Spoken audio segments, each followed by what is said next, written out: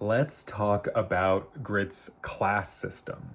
Right now we have 7 colors if you count neutral as a class color. It's not really, but it's there. It's like lack of a class. So we have 6 colors plus 1 neutral color. And I think that is quite good, actually. It kind of flowed into itself really nicely when the game first started. So the game first started with 3 colors, and I kind of expected to keep it at that. I'm going to use colors and the word class kind of interchangeably, just because I think it's something that's ingrained in me that like they're the same. So it started with brave, calm, and angry heroes, and this was meant to represent the holy trifecta. And the holy trifecta is a term used in MMOs, so like multiplayer, massively multiplayer online games, where you are meant to have like a tank, a damage dealer, and a healer or support of some kind. And that was the holy trinity. And so Grit was meant to initially, when it was like something else entirely, was meant to kind of be that, where you had somebody who could deal damage and you had those cards, and you had somebody who could heal you and support you and have those cards, and somebody who was able to defend you. And so you kind of rotated between these and you played all 3 at once, and it was super, super cool. The idea is cool. And eventually, I forget exactly why, but I think when we created those ideas, the scope of the game was quite small. So it was just kind of like, let's make up a bunch of cards for these guys, new abilities and all that stuff, and that'll be it.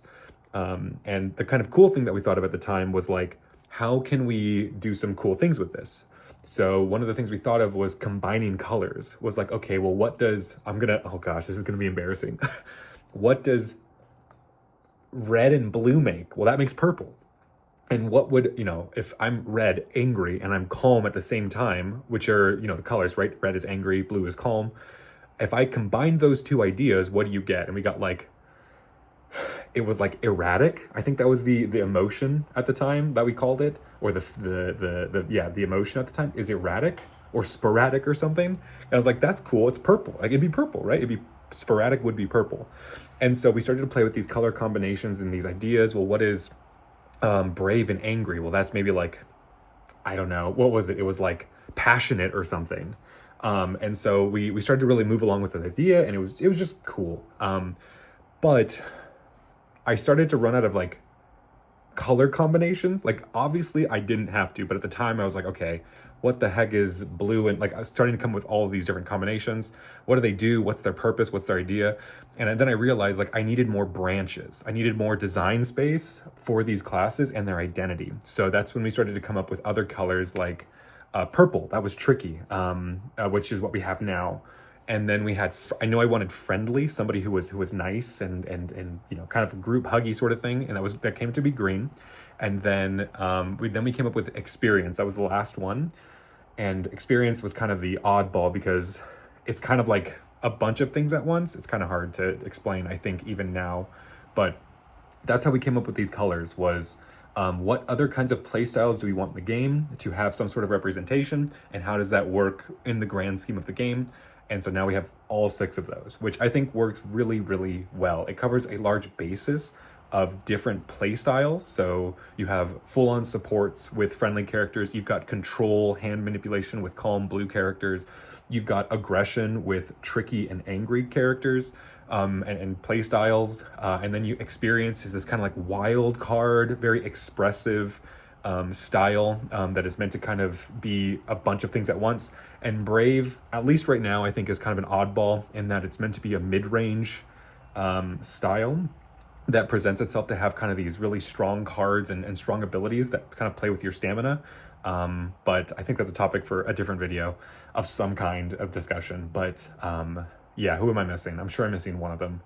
And then neutral is just whatever. It's like what everybody can do. So that's how neutral started, was like, well, like if I can't cast a spell, like a wizard might be like a calm hero, and I can't, my strength isn't strong enough to be an angry hero. Like what is something everybody could do? Well, everybody could just, throw like a sucker punch, or like throw an item, or drink a potion or something like that.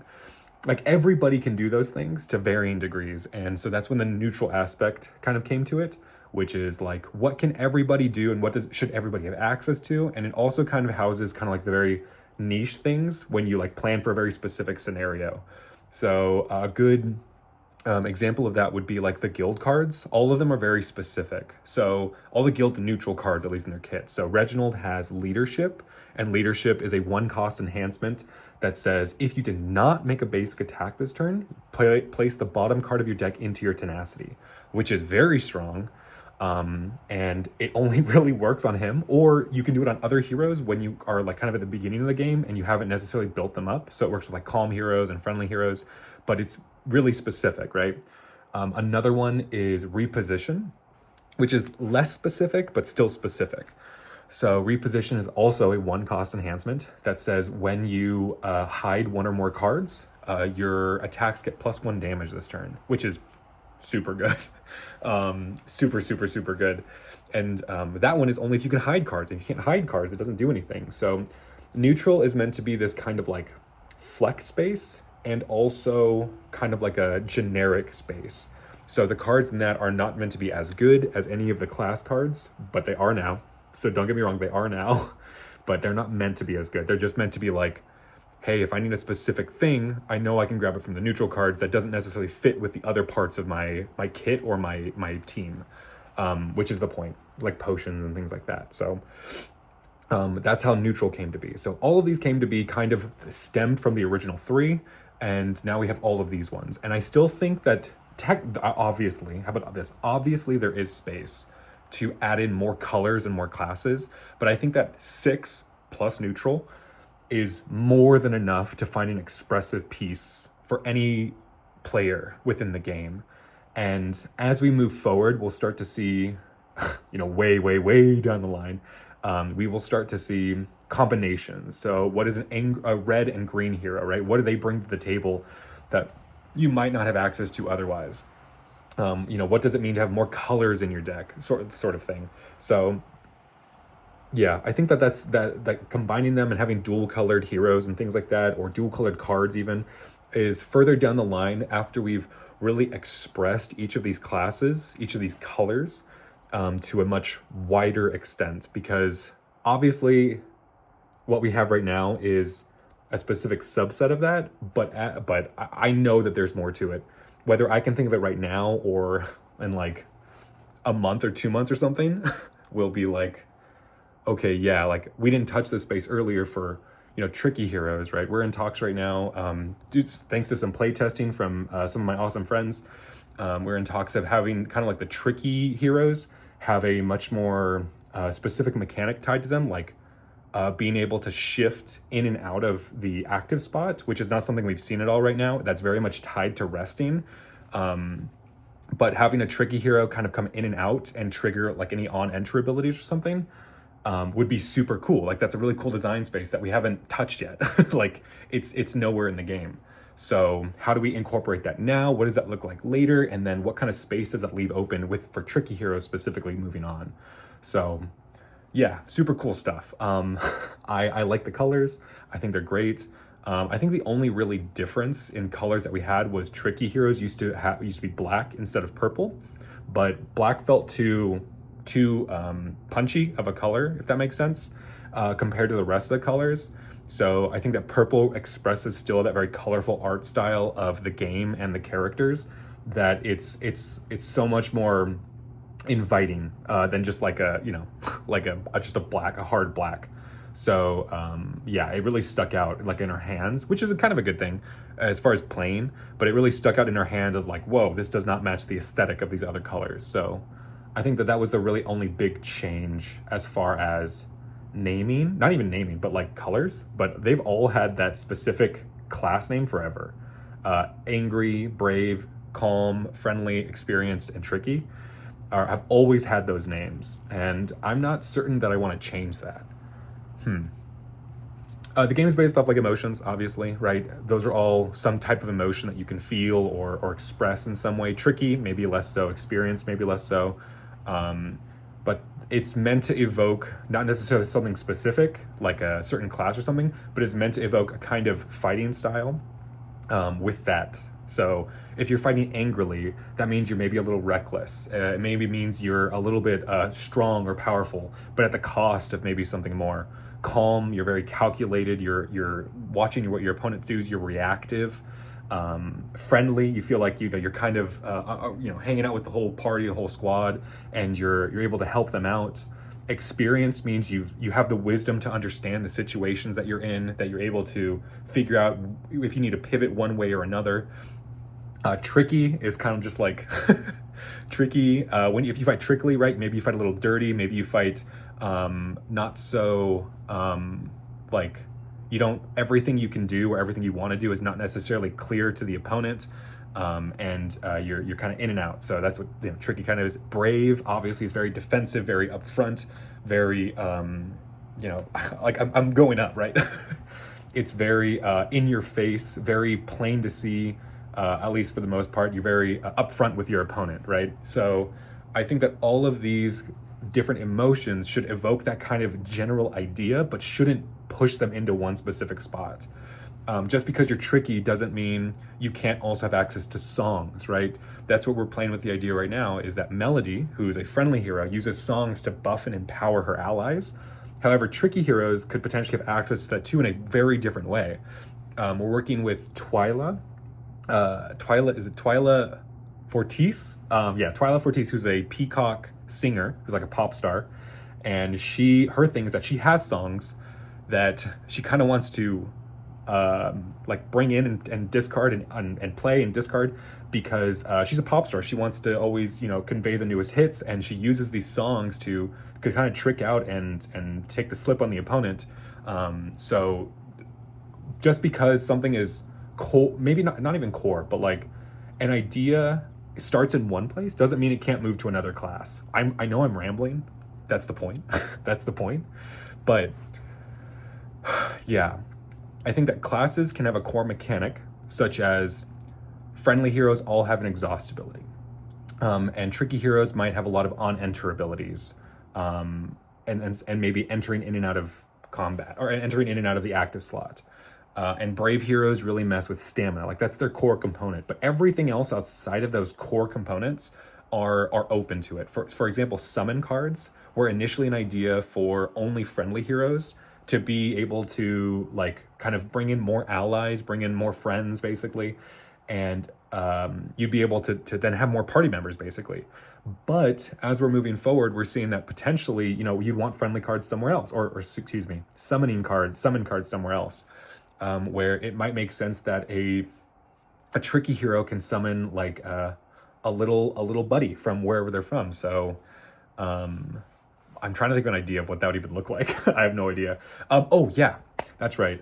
We have we're looking at the idea of having a florist in the game. I'm not going to talk too much because we have it all down, but we don't really have any ideas of what we want to do. But we've played with the idea of her as like planting plants, right? And those plants come alive at a certain point, and they can they can become like summons or something. So it's like, where would we go with that? If she's a tricky hero, right, should she have access to this? Yes or no? Well, yeah, it matches the character and what we wanted to play like, but it doesn't necessarily fit that she would have summons. But maybe that's not the case. It's like, we want to make sure cards are open and design space is open for each class to express it differently. If it's the same, I think then we're having a different conversation where, yeah, you're right. They shouldn't have the same thing. A brave hero shouldn't summon something the same way that a friendly hero summons something, but that's something else entirely, right? So I think, in conclusion to this, 15 whatever minute video, in conclusion, the classes I really like. I really, really like them. I would not foresee adding a new class anywhere in the near future or at all ever, but rather combining them to create a kind of new class, because with having 6, there's a lot of combinations you can go through. I think each class should have a core, like one single core like mechanic, but the idea of the class should really kind of be open to interpretation. An angry hero always is reckless, but how are they reckless? They discard cards from your hand or from your tenacity, or they put cards into tenacity face down, or some way, shape, or form, but how they do it is really open. And card types should not be, I would say card types, but I don't know if that's the right word. Card mechanics shouldn't necessarily be tied to one specific class, but should be kind of shared and expressed in different ways. which is kind of what we're doing with songs right now, summons later on, and potentially traps. I think that's pretty specific to Amber right now, but it's not specific to tricky heroes, if that makes sense. So like traps could definitely work in the guild, but they don't flip cards. So, you know, it's not necessarily their mechanic to play with, and they would have to find a really weird way to do that. So yeah. Oh, that gives me an idea. What if traps, instead of being flipped on your tenacity, what if when they were revealed from somewhere else? So hear me out. Okay. Well, super tangent here. Super tangent. Okay. Sneak peek. What if traps right now, they say while in your tenacity, when flipped face up, do a thing. And that's cool. That's fine. It works really well with Amber and the whole good guy squad because they flip cards all the time. What if traps were more general and it said when this card is revealed from somewhere else besides your hand? When this card is revealed, right? When this card is turned face up or revealed somewhere. Because what that would mean is that, let's say your opponent is playing Nishay, and Nishay plays Tell Me a Secret, and that says reveal 2-3 cards from your hand. Then you reveal some traps, and you say, here are my traps, you've triggered them. We've revealed them, now their effect will activate. And then you're like, oh dang, you got me, right? Like that's cool. Katrina also plays with the top card of her deck face up. So when they turn face up there, you'd be able to trigger them. And that would be cool, right? Because in the lore, the world building, Katrina and Amber are like two peas in a pod. Like they're like, you know, a core bond. Keep saying this word core. So if Amber could trigger those traps or Katrina could trigger those traps by playing with your deck face up, that would be cool too, right? It would really work with the synergies. Then you also have cards like the guild has like a 0 cost like search event or search action. Whoa, different game. That says reveal the top 2-3 cards of your deck, put one into your hand, hide one, and then discard one. So when you do that, you could trigger a trap, right? That's more interaction with it. That's pretty cool. That's pretty cool. I don't know what the wording is to make it so it's very clear that when you reveal it or when you turn it face up, in some way, shape, or form, that it's active, right? That's cool. That's really cool. I think that's really cool. It also opens a lot of design space to allow traps to be in other places. That's dope. I really like that. So I'll play with that. That sounds cool. Just to make them a little more, you know, a little more universal maybe. So, hey, thanks so much for watching. Thank you so much. If you made it this far, that's awesome. Thanks, man. Really, hey, thanks so much. If you liked it and you hung out this far, smash that like button. And if you didn't, got him. You did it. So wherever you are in the world, whether it's, you know, the clouds are moving in and out, and the sun's coming in and out, have a great day, have a great night, have a great weekend, morning, afternoon, whatever it is. And I hope whatever the next video is that I get to see you there. So see ya.